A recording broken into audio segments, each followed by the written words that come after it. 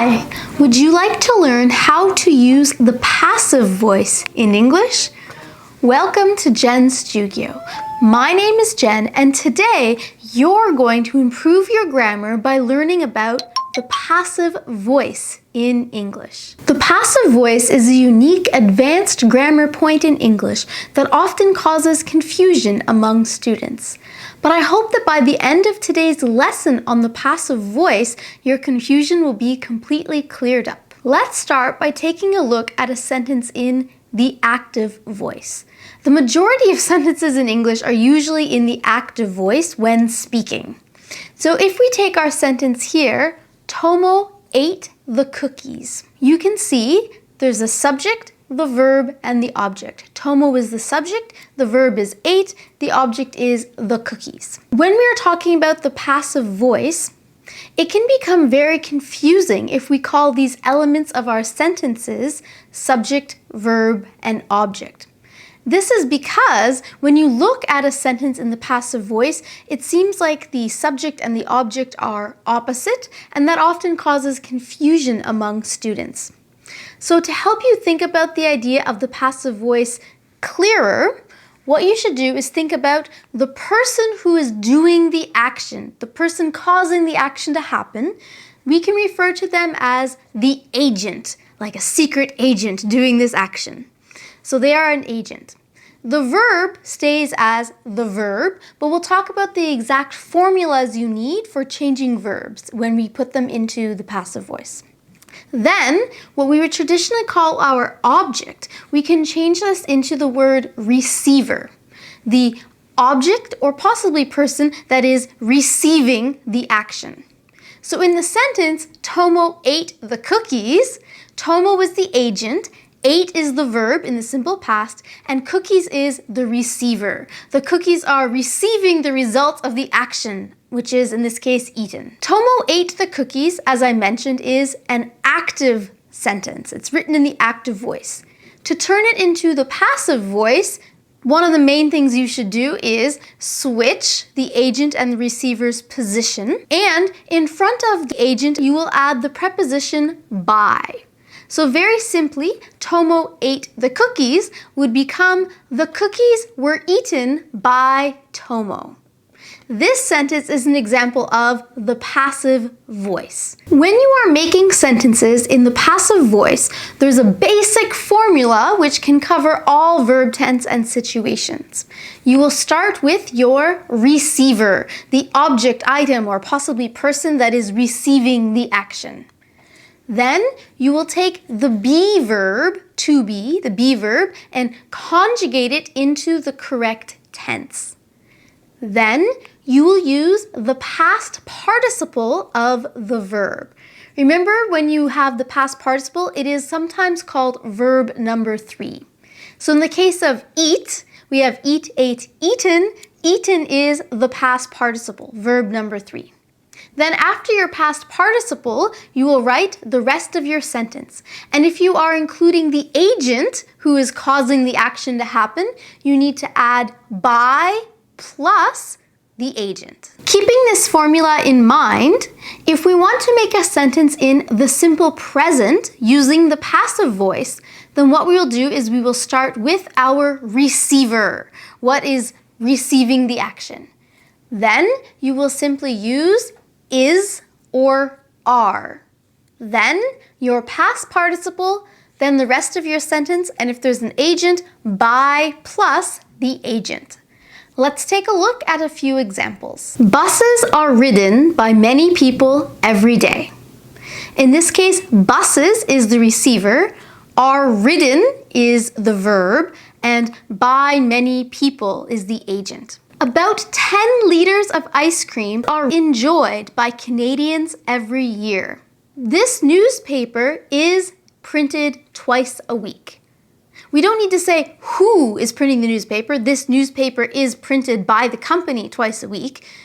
Saying the word company sounds kind of redundant. So that's why it is possible to omit the agent. This makes great passive voice sentences. The newspaper is printed twice a week. If you want to make present continuous sentences, start with the receiver, Then you're going to write is being or are being, then the past participle, then by plus the receiver if it's necessary to include that information, and then the rest of the sentence. The damage is being inspected by the insurance company. Netflix is being watched a lot by many people these days. The bank is being robbed. In this situation, we don't know exactly who's robbing the bank, but it would also sound really redundant to say, the bank is being robbed by robbers.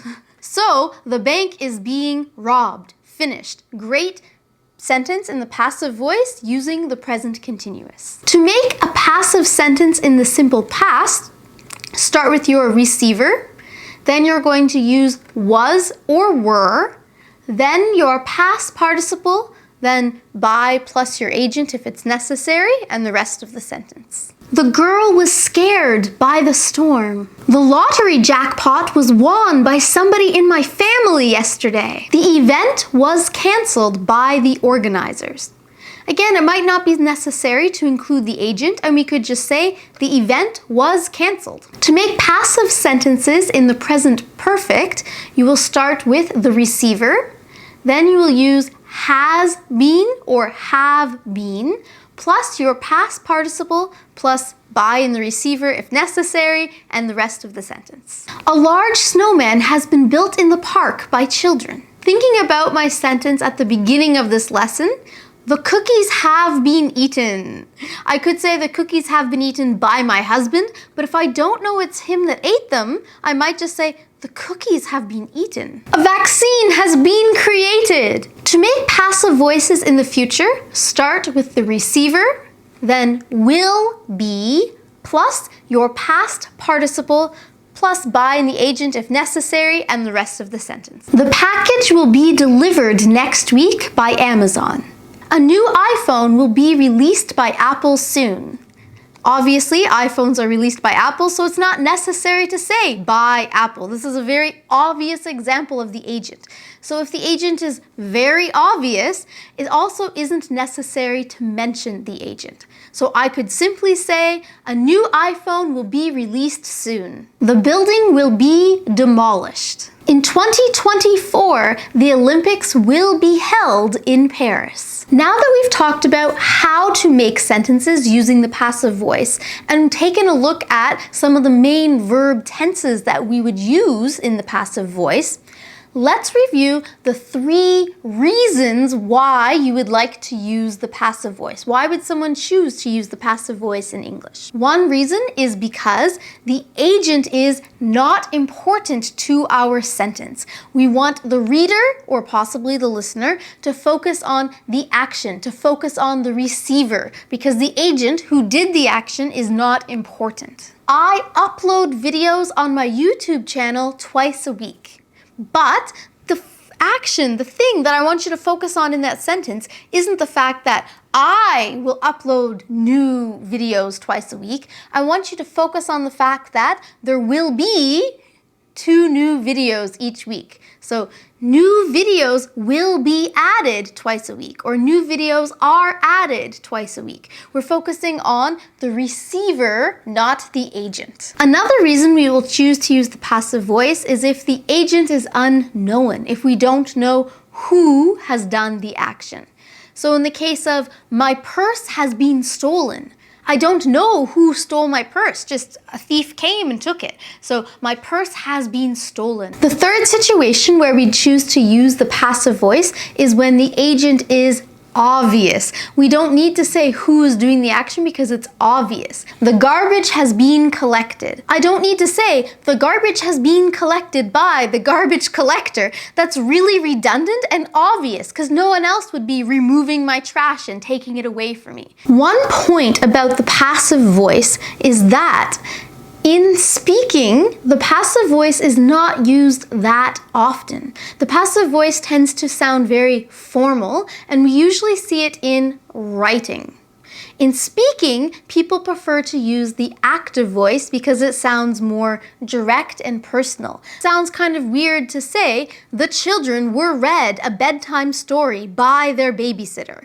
It sounds much simpler to say, the babysitter read the children a bedtime story. A trap that a lot of English learners fall into is trying to put everything into the passive voice. It's not necessary. It's only for formal situations and usually with writing, and specifically if we have the 3 situations where I mentioned, when the agent is not important because we're focusing on the receiver and the action, or if we don't know who the agent is, or if the agent is obvious. These are the times you should use the passive voice. Don't just try to turn everything into the passive voice. So today, you learned how to make the passive voice and when to use the passive voice in English. And now it's time for question of the day.